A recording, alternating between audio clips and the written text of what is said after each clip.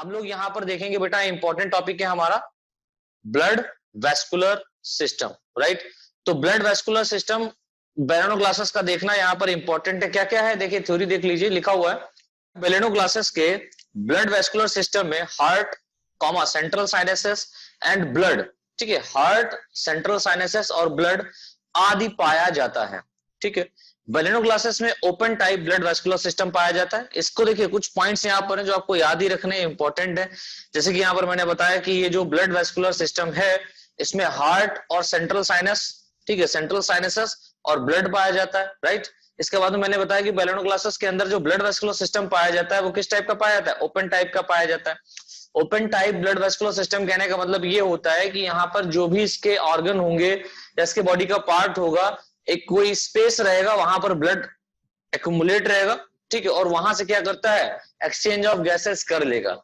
Like जो cell के अंदर कार्बन डाइऑक्साइड है उसको भेज देगा ब्लड में, और ब्लड में जो ऑक्सीजन है उसको ये क्या करता है, एब्जॉर्ब कर लेता है, ठीक है।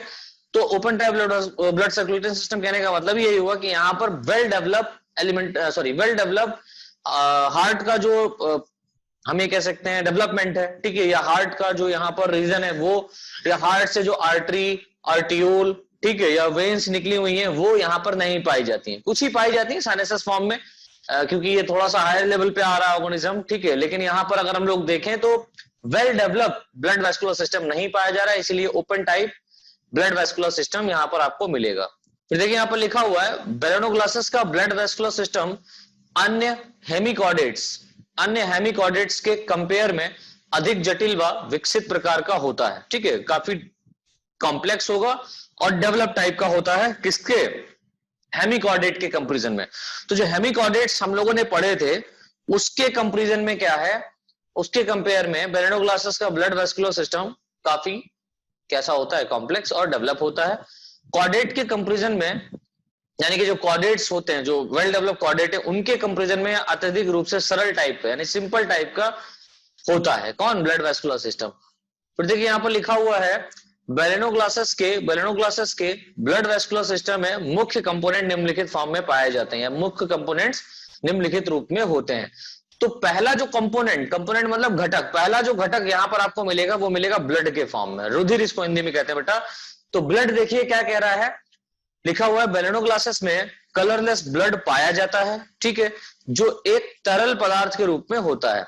इसमें कुछ मात्रा में WBC पाई जाती है, लेकिन इनमें हीमोग्लोबिन व अन्य रेस्पिरेटरी पिगमेंट अनुपस्थित होने के कारण इनका ब्लड कलरलेस होता है। इनका ब्लड कैसा होता है, कलरलेस होता है। अतः बेलेनो ग्लासेस में कलरलेस ब्लड का निश्चित कार्य ज्ञात नहीं है, यानी अभी तक ये पता नहीं चला है कि बेलेनो ग्लासेस के अंदर जो कलरलेस ब्लड है उसका क्या फंक्शन है, ठीक है। तो ये अभी तक ज्ञात नहीं है, लेकिन हम लोग फिर भी यहाँ पर पढ़ेंगे इसको। तो देखिए यहाँ पर सेकेंड जो कंपोनेंट है वो काफी इंपॉर्टेंट है, जिसका नाम है central sinuses and heart vesicle. तो सेंट्रल साइनसस और हार्ट वेसिकल क्या है, इसमें हम लोग देख लेते हैं। देखिए लिखा हुआ है बेलेनो ग्लासेस के ब्लड वेस्कुलर सिस्टम में, ठीक है, blood vascular system like BVS यहाँ पर शॉर्ट में लिख दिया, ब्लड वेस्कुलर सिस्टम में सेंट्रल साइनस प्रोबोसिस मतलब सूंड, सेंट्रल साइनस प्रोबोसिस रीजन में बक्कल डायवर्टिकुलम के ऊपर अरेंज रहता है। तो आप लोगों ने जो डायग्राम पीछे हम लोगों ने देखा था रेस्पिरेटरी सिस्टम का, तो वहां पर हम लोग देखा जो बक्कल डायवर्टिकुलम होता है उसके जस्ट ऊपर ही क्या पाया जाता है, यहाँ पर सेंट्रल साइनसस आपका पाया जाता है, ठीक है, proboscis, central sinuses proboscis, that means जो कि सूंड है बेलेनो ग्लासेस का, उसके बक्कल डायवर्टिकुलम के ऊपर क्या है, पाया जाता है, जो एक लचीला नॉन कॉन्ट्रैक्टाइल के फॉर्म में होता है, यानी कि ये इलास्टिक होता है और नॉन कॉन्ट्रैक्टाइल फॉर्म में होता है। ये कॉन्ट्रैक्ट और रिलैक्स नहीं हो पाता, जिस संरचना में है या जिस भाग में उसी तरीके से पाया जाता है। इस संरचना के ऊपर ट्राइंगुलर क्लोज स्ट्रक्चर के फॉर्म में, ट्राइंगुलर मतलब ट्रिवियम, लाइक 3 एंगल होंगे इसके, ट्राइंगुलर क्लोज्ड, चारों तरफ से ये बंद रहेगा, संरचना के रूप में हार्ट वेसिकल अरेंज होती है। इसके ऊपर क्या पाया था, हार्ट वेसिकल्स पाई जाती है, जिसकी सहायता से रुधिर को सर्कुलेट किया जाता है, जिसकी सहायता से क्या किया जाता है, ब्लड जो है यहाँ पर क्या किया जाएगा, सर्कुलेट किया जाएगा। फिर देखिए यहाँ पर लिखा हुआ है सेंट्रल साइनसस में पोस्टीरियर एंड से ब्लड सप्लाई अफरेंट वेसिकल की सहायता से होती है। ठीक है, यानी कि यहां पर ये बोला गया है कि जो सेंट्रल साइनसेस में प्रोवोसिस एंड से, यानी कि प्रोवोसिस जो छोर है वहां से रुधिर को सप्लाई किया जाता है अफरेंट वेसिकल की सहायता से। किससे?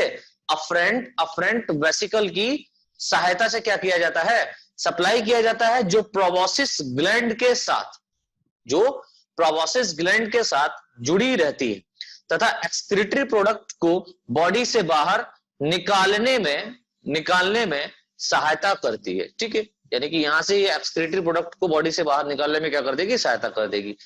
फिर देखिए यहां पर थर्ड कंपोनेंट जो है वो है आर्टरीज। ठीक है, आर्टरीज या इसको हम लोग बोलते हैं डिस्ट्रीब्यूटिंग वेसल्स। अब ये आर्टरीज क्या है, ये वेसल्स क्या है, इनके बारे में हम लोग थोड़ा समझ लेते हैं।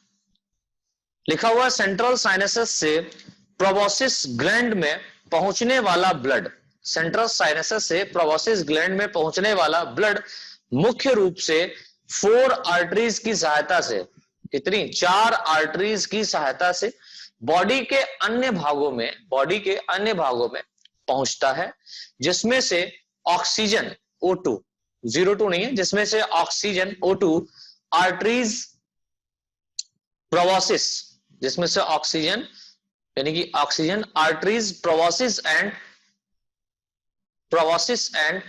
2 आर्टरीज बक्कल डायवर्टिकुलम को ब्लड सप्लाई करती। तो ये क्या कह रहा है, इसको समझिए। ये कह रहा है सेंट्रल साइनसेस से जो प्रोवोसिस ग्लैंड में पहुंचने वाला ब्लड होता है वो मुख्य रूप से 4 आर्टरी की सहायता से बॉडी के अन्य भागों में पहुंचाया जाता है, जिसमें से 2 आर्टरीज जो होती है वो प्रोवोसिस रीजन में, ठीक है, ऐसे हम लिख सकते हैं 2 आर्टरीज प्रोवोसिस रीजन में तथा 2 आर्टरीज बक्कल डायवर्टिकुलम को ब्लड सप्लाई करती है। राइट, तो यहां पर देखिए लिखा हुआ है बक्कल डायवर्टिकुलम के दोनों ओर स्थित दोनों आर्टरीज आपस में जुड़कर एक लंबी वेंट्रल वेसल्स निर्मित करती हैं, जो बॉडी के पोस्टीरियर एंड तक अरेंज रहती हैं। यह वेंट्रल वेसल्स अपनी ब्रांच के फॉर्म में कुछ अन्य वेसल्स को प्रोड्यूस करती है। यानी कि ये जो वेंट्रल वेसल्स है ये क्या करेगी? डिवाइड कर जाएगी, इसके अंदर भी डिवीजन होता है और डिवीजन करके ये क्या करता है? कुछ अन्य भागों में, ब्रांचेस में डिवाइड हो जाती है। और वो ब्रांचेस क्या है? देखिए यहां पर देखिए लिखा हुआ है वेंट्रल वेसल्स की वॉल कॉन्ट्रैक्टाइल होती है, जिनके द्वारा ब्लड को बैकवर्ड डायरेक्शन में सर्कुलेशन होता है, जिनके द्वारा ब्लड का बैकवर्ड डायरेक्शन में सर्कुलेशन होता है। यानी कि यहां से पीछे की ओर क्या होगा? ब्लड सर्कुलेट करेगा, बैकवर्ड, फॉरवर्ड नहीं करेगा, बैकवर्ड डायरेक्शन में क्या होता है? यहां पर ब्लड सर्कुलेट करता है। फिर देखिए यहां पर 4 कंपोनेंट, चौथा जो कंपोनेंट है वो है वेन्स। इसको हम लोग कलेक्टिंग वेसल्स बोलते हैं। कलेक्टिंग मतलब ये क्या करेगा? ब्लड को कलेक्ट करेगा। देखिए यहां पर 2 नाम दिया हुआ है। यहां पर आर्टरीज में लिखा हुआ डिस्ट्रीब्यूटिंग वेसल्स, दैट मींस ये डिस्ट्रीब्यूट कर रहा है, ब्लड को सप्लाई करेगा पूरे बॉडी में। राइट, और यहां पर ये क्या कर रहा है? कलेक्ट करेगा, कलेक्टिंग वेसल्स, दैट मींस ये सारा का सारा ब्लड को क्या करेगा? कलेक्ट करेगा।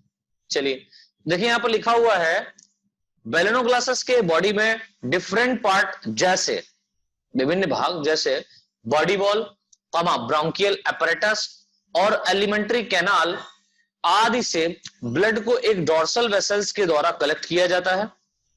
ठीक है, किससे कलेक्ट किया जाता है? Dorsal vessels. और हम लोगों ने यहां पर डिस्ट्रीब्यूशन किससे देखा? Ventral vessels. वेंट्रल वेसल्स जो होती है इसके थ्रू क्या होता है? डिस्ट्रीब्यूशन होता है, पूरे बॉडी में ब्लड को सप्लाई किया जाता है, लेकिन पूरे बॉडी से ब्लड को लाया जाता है किससे? डॉर्सल वेसल्स से। तो यहां पर थ्योरी थोड़ा सा इंपॉर्टेंट है, याद करते हुए चलिएगा। डॉर्सल वेसल्स द्वारा कलेक्ट किया जाता है, जो बॉडी के पिछले भाग से कॉलर तक स्थित रहता है। यानी कि बॉडी के पिछले भाग से और कहां तक पाया जाता है? कॉलर रीजन तक पाया जाता है। ठीक है, इसकी वॉल मस्कुलर एंड कॉन्ट्रैक्टाइल होती है। इसकी वॉल कैसी होती है? भित्ति कैसी होती है? मस्कुलर होती है और कॉन्ट्रैक्टाइल होती है, जिसकी सहायता से रुधिर आगे की डायरेक्शन में या आगे की ओर फ्लो करता है। तो यहां पर ब्लड जो है वो कहां फ्लो कर रहा है? आगे की तरफ। कौन फ्लो करा रहा है? वेन्स करा रहे हैं, यानी बैकवर्ड से, पीछे से ब्लड को ये आगे की डायरेक्शन में ला रहे हैं। राइट, और आगे से पीछे की ओर कौन ले जा रहा है? आर्टरीज ले जा रहा है। क्यों? क्योंकि देखिए आगे आपको पता है गिल स्लिट्स पाई जाती हैं इसके फेरेंजियल रीजन में, वहां पर क्या होता है, कार्बन डाइऑक्साइड को बॉडी के बाहर निकाल दिया जाता है, ऑक्सीजन को ले लिया जाता है, राइट। अब जाहिर सी बात है कि जब वहां पर प्योर ब्लड हो जाएगा तो उसको आर्टरी के द्वारा क्या किया जाएगा, पूरे बॉडी पे बैकवर्ड डायरेक्शन में फ्लो किया जाता है, ठीक है। लेकिन अगर हम लोग वेंस की बात करें तो वेंस क्या करता है, पूरे ब्लड को कलेक्ट करता है। क्यों? क्योंकि जो पीछे की तरफ बॉडी की तरफ जो ब्लड गया हुआ है वहां पर क्या हो रहा है, आप जान रहे हैं कि वहां पर जो सेल्स पाई जा रही है वो मेटाबॉलिक एक्टिविटी करेंगी, और ये जो सेल्स मेटाबॉलिक जब एक्टिविटी करती हैं तो यहां पर CO2 बनता है। इस CO2 को भेज दिया जाता है ब्लड के अंदर, ठीक है। और ब्लड जो यहां पर आया है किसके थ्रू, आर्टरी के थ्रू, तो इसके अंदर पाया जा रहा है ऑक्सीजन। ऑक्सीजन को सेल के अंदर फिर भेज दिया जाता है, ऑक्सीजन को सेल के अंदर क्या कर दिया जाता है, फिर भेज दिया जाता है। और यहाँ मेटाबॉलिक एक्टिविटी होने के कारण कार्बन डाइऑक्साइड बनता है। अरे यार, मेटाबॉलिक एक्टिविटी कहने का मतलब क्या है भैया, जो बेलेनो ग्लासेस खाएगा उसमें क्या बनेगा, C6H12O6 बनेगा ना। ये जो C6H12O6 है इसको ऑक्सीजन की प्रेजेंस में तोड़ा जाता है, इसको सेलुलर रेस्पिरेशन बोलते हैं, ठीक है। जब इसको तोड़ा जाएगा तो क्या बन जाएगा, कार्बन डाइऑक्साइड बन जाएगा, वाटर रिलीज होगा और एनर्जी बनता है। तो यहां पर वाटर एब्जॉर्ब कर लिया जाता है, एनर्जी तो इसका यूजफुल है, ठीक है। लेकिन जो कार्बन डाइऑक्साइड है ये क्या है, ये वेस्ट मटेरियल, तो उसको बॉडी से बाहर निकालना है। तो ये क्या करेगा, ये ब्लड के अंदर जो आर्टरी के द्वारा यहां पर आया है ब्लड, प्योर ब्लड आया जिसमें ऑक्सीजन की मात्रा ज्यादा है, उसको यहां पर बॉडी के अंदर ले लिया जाएगा और कार्बन डाइऑक्साइड को ब्लड के अंदर छोड़ दिया जाएगा। ये जो प्रोसेस कहलाता है ना, ये प्रोसेस आपका कहलाता है सेलुलर रेस्पिरेशन, ठीक है। और यहां पर ये एक्सटर्नल रेस्पिरेशन हो रहा है क्योंकि बॉडी के सेल के बाहर कार्बन डाइऑक्साइड छोड़ा गया है और कार्बन डाइऑक्साइड पहुंच गया बॉडी ब्लड के अंदर।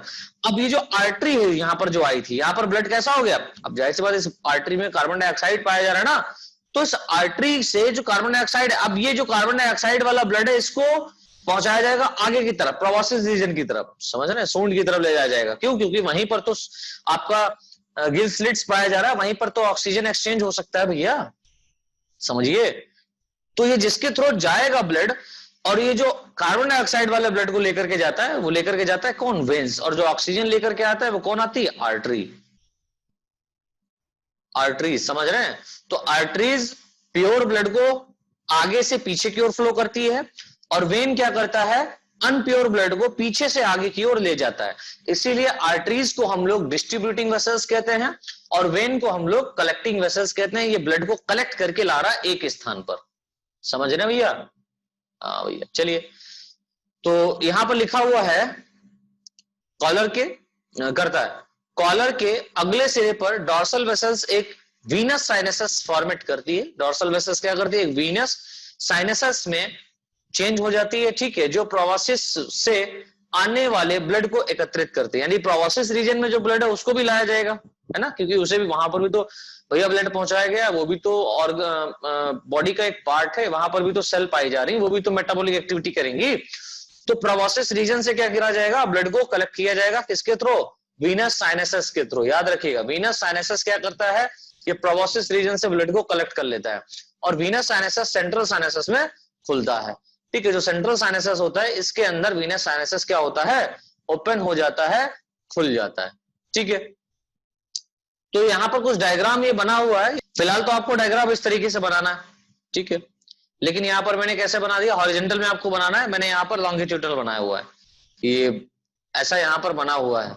आप इस तरीके से देखें इसको, ये जो यहाँ पर पोर्शन है इस तरीके से आप इसको बनाएं अपने बुक में, और नेमिंग भी आप उसी तरीके से करें, ठीक है, इस तरीके से नेमिंग ना करें। तो यहाँ पर देखिए, आपको पता है कि ये प्रोबॉसिस रीजन होता है, ये यहाँ पर थोड़ा सा कॉलर रीजन पाया जा रहा है और ये पीछे की तरफ ट्रंक रीजन पाया जा रहा है, धड़ वाला रीजन पाया जा रहा है, ठीक है। तो यहाँ पर जो ये रीजन अगर हम देखें, इस वाले रीजन की बात करें तो उसमें थोड़ा सा देख लीजिए, प्रोबॉसिस वगैरह को छोड़ दिए, यहाँ पर थोड़ा देखिए, इस रीजन में मैंने आपको बताया कि प्रोबॉसिस के कॉलर रीजन में या सेंट्रल पार्ट में यहाँ पर ये वाला रीजन हार्ट वेसिकल पाया जा रहा है। अभी जो हार्ट वेसिकल है यहां से आप अगर देखें तो यहाँ पर सेंट्रल साइनस पाया जा रहा है, ये क्या पाया जा रहा है, सेंट्रल साइनसस। ये सेंट्रल साइनसस क्या कर रहा है, ये सेंट्रल साइनसस पीछे की तरफ वीनस साइनसस में ओपन हो रहा है, समझिए, सेंट्रल साइनसस पीछे की तरफ वीनस साइनसस के फॉर्म में जा रहा है और ये वीनस साइनसस बॉडी के अंदर डॉर्सल वेसल्स के फॉर्म में जा रहा है, ठीक है। वीनस साइनसस पीछे की तरफ डॉर्सल वेसल्स के फॉर्म में जा रहा है और ये डॉर्सल वेसल्स क्या कर रही है, दैट मींस ये वेन के फॉर्म में है, ये डॉर्सल फॉर्म में पाया जा रहा है, तो ब्लड को बैकवर्ड से आगे की तरफ लाएगी सेंट्रल साइनसस में। आप अगर यहां पर देखें तो यहां पर आपको मिल रहा है क्या, मिड डॉर्सल प्रोबोसिस आर्टरी। ये मिड डॉर्सल प्रोबोसिस आर्टरी क्या कर रही है, पीछे से, दैट मींस यहां से आगे की तरफ ब्लड को लेकर के आएगी। और यहां पर ये वाली जो आर्टरी एक आपको अलग से दिख रही है, इसको हम लोग बोलते हैं लेटरल प्रोबोसिस वेन, क्योंकि आर्टरी अगर गई है तो वेन भी जाएगा। आर्टरी में क्या होगा, ऑक्सीजनेटेड ब्लड आगे की तरफ जाएगा, और यहां पर जब ब्लड कार्बन डाइऑक्साइड वाला हो जाएगा तो इसको देखिए यहां पर वापस लाया जाएगा। ये देखिए रीजन बना हुआ है, ये एरो बना हुआ है, एरो क्या कर रहा है, एरो शो कर रहा है कि ब्लड आगे की ओर जाएगा। तो ये याद रखिएगा, प्रोबोसिस रीजन में जो ब्लड जाता है, ठीक है, वो मिड डॉर्सल प्रोबोसिस आर्टरी और मिड वेंट्रल प्रोबोसिस आर्टरी के थ्रू जाता है। क्योंकि आपको पता है बैलोनोग्लासेस के बॉडी को हम दो पार्ट में डिवाइड कर सकते हैं, एक लेटरल, दूसरा वेंट्रल। तो लेटरल साइड में ये जा रहा है और वेंट्रल साइड में जा रहा है, तो लेटरल वेंट्रल या हम ये कह सकते हैं डॉर्सल, ठीक है, डॉर्सल रीजन तो ऊपर की तरफ। यार ये समझिए लेटरल क्यों बोल रहे हैं, क्योंकि ये बॉडी की तरफ देखिए ऊपर वाला रीजन जो है वो डॉर्सल कर रहा है, नीचे वाला रीजन वेंट्रल कहला रहा है, ठीक है। तो जो नीचे वाला रीजन है इसको हम लोग लेटरल प्रोबोसिस वेन कह सकते हैं। यहां पर लेटरल रीजन पाया जा रहा है और यहां पर वेंट्रल रीजन पाया जा रहा है। तो ब्लड जो ऊपर की तरफ, आगे की तरफ जो ब्लड लेकर के जा रहा है प्रोबोसिस रीजन में, कौन कौन सी है, मिड डॉर्सल प्रोबोसिस आर्टरी और मिड वेंट्रल प्रोबोसिस आर्टरी, इस बात को याद रखिएगा। फिर उसके बाद में देखिए अगर हम पीछे की तरफ बात करें तो पीछे की तरफ जो ब्लड लेकर के जाएगा, कौन जा रहा है, पीछे की तरफ जो ब्लड लेकर के जा रहा है वो है वेंट्रल वेसल्स। बॉडी में पीछे की तरफ जो ब्लड लेकर के जा रहा है वो कौन है, वेंट्रल वेसल्स। और देखिए बॉडी से पीछे से आगे की तरफ जो ब्लड लेकर के आ रहा है उसको हम लोग बोल रहे हैं डॉर्सल वेसल्स। तो डॉर्सल रीजन से ये क्या कर रहा है, ब्लड को आगे की तरफ ला रहा है, और वेंट्रल वेसल्स क्या कर रही है, बॉडी ब्लड को आगे से पीछे की ओर ले जा रही है। ये देखो ना, ये वाला रीजन यहां पर समझो यार तो खो जाता है। ये वाला रीजन यहां पर देखिए भाई, इस तरीके से डायग्राम बना हुआ है, ठीक है। ये माउथ वाला रीजन यहां पर है, ये कॉलर वाला रीजन है, यहाँ पर फेरेंजियल गिल स्लिट्स पाई जाती हैं। आप अगर इसके डायरेक्शन में देखें, ये वाला रीजन, तो ये वाला आगे की तरफ जा रहा है, ये वाला पीछे की तरफ जा रहा है। तो यहां से जो ब्लड पीछे की तरफ लेकर के जा रहा है वो कौन लेकर के जा रहा है, ventral vessels. That means body में अगले सिरे से, बैलोनोग्लासेस के अगले सिरे से ब्लड को पीछे की तरफ जो लेकर के जाता है वो लेकर के जाता है वेंट्रल वेसल्स, और ब्लड को पीछे से आगे की तरफ जो लेकर के आता है उसको हम लोग बोलते हैं क्या, डॉर्सल वेसल्स। तो याद रखिएगा, ये थोड़ा सा इंपॉर्टेंट है और बहुत ही इजी है, तो याद रहेगा आपको। अब देखिए यहां पर जो पीछे की तरफ जा रहा है वो किसके थ्रू जा रहा है, वेंट्रल वेसल्स, आगे की तरफ डॉर्सल वेसल्स के थ्रू यहां पर ब्लड आ रहा है। चलिए, और ये तो आपको पता है, ये वाला रीजन बक्कल डायवर्टिकुलम पाया जाता है। अब देखिए यहां पर थोड़ा सा एक बात समझ लीजिए, ये यहां से जो सेंट्रल साइनसस है ये दो पार्ट में डिवाइड हो रहा है। ये जो नीचे की तरफ डॉर्सल वाला जो साइनसस डिवाइड हुआ इसको हम लोग वीनस साइनसस कहते हैं, और यहां पर ये जो डिवीजन हुआ इसको हम लोग बोलते हैं peribuccal artery. That means buccal region से ये क्या हो रहा है, बक्कल रीजन से, क्योंकि देखो ये वाला माउथ रीजन है आपको पता है, और पीछे की तरफ बक्कल रीजन पाया जाता है। तो यहाँ पर बक्कल रीजन से क्या कर रहा है, पीछे की तरफ जा रहा है, और ये रीजन आपका कौन सा है, कॉलर वाला, ठीक है। बाकी सब मैंने इसलिए छोड़ दिया क्योंकि ये सब हम लोगों को पता है। ये आपका प्रोबोसिस रीजन है, इसको मैंने हटाना चाहिए था, हटा नहीं पाया मैं इसको। फिर देखिए यहाँ पर क्या है, एक चीज समझिए, ये जो वेंट्रल वेसल्स है, ये वेंट्रल वेसल्स आपको पता है पीछे की तरफ ब्लड लेकर के जा रहा है, दैट मींस इसमें ऑक्सीजन रहेगा। अब ऑक्सीजन रहेगा तो बॉडी के अंदर ही क्या करेगा, डिस्ट्रीब्यूट करेगा ऑक्सीजन को। तो यहां पर नेट लाइक स्ट्रक्चर बनता हुआ चला जाता है। अगर हम कॉलर रीजन के थोड़ा सा नीचे की तरफ देखें तो यहां पर लैक्यूनर नेटवर्क पाया जा रहा है, और अगर हम लोग इसके डॉर्सल रीजन में आए तो यहां पर भी लैक्यूनर नेटवर्क पाया जा रहा है। यहां पर लेटरल फेरेंजियल वेसल्स पाई जा रही है। लेटरल फेरेंजियल वेसल्स जो है यहाँ पर फेरेंजियल वेसल्स, दैट मींस यहाँ पर फेरिंक्स वाले रीजन पाया जाएगा, और फेरिंक्स रीजन में फेरेंजियल वेसल्स यहाँ पर डिस्ट्रीब्यूट रहती हैं। और ये डाइजेस्टिव ट्यूब, दैट मींस भोजन जो होगा वो यहां से जाएगा, ट्यूब लाइक स्ट्रक्चर यहाँ पर, ये डॉट डॉट स्ट्रक्चर जो आगे पीछे हो रहा है इसे समझिए, ये क्या कर रहा है, ट्यूब होता है, दैट मींस एलिमेंट्री कैनाल यहाँ पर पाया जाता है। तो ब्लड का रीजन को समझना है, जितना भी मैंने हाईलाइट किया है आप इसका स्क्रीनशॉट ले लीजिए, जब भी आप डायग्राम बनाए तो इसको बनाइएगा, और बनाने के बाद में यही नेमिंग कीजिएगा। बाकी जो यहाँ पर कचरा लिखा हुआ है उसको लिखने की आवश्यकता नहीं है, ठीक है।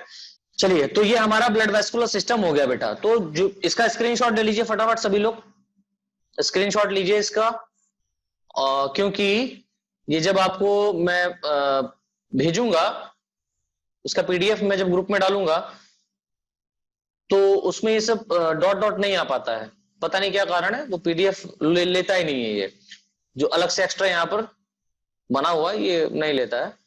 सो इसको थोड़ा सा स्क्रीनशॉट ले लीजिए फटाफट, और यही आप लोग लिखने के बाद में डायग्राम बनाइएगा।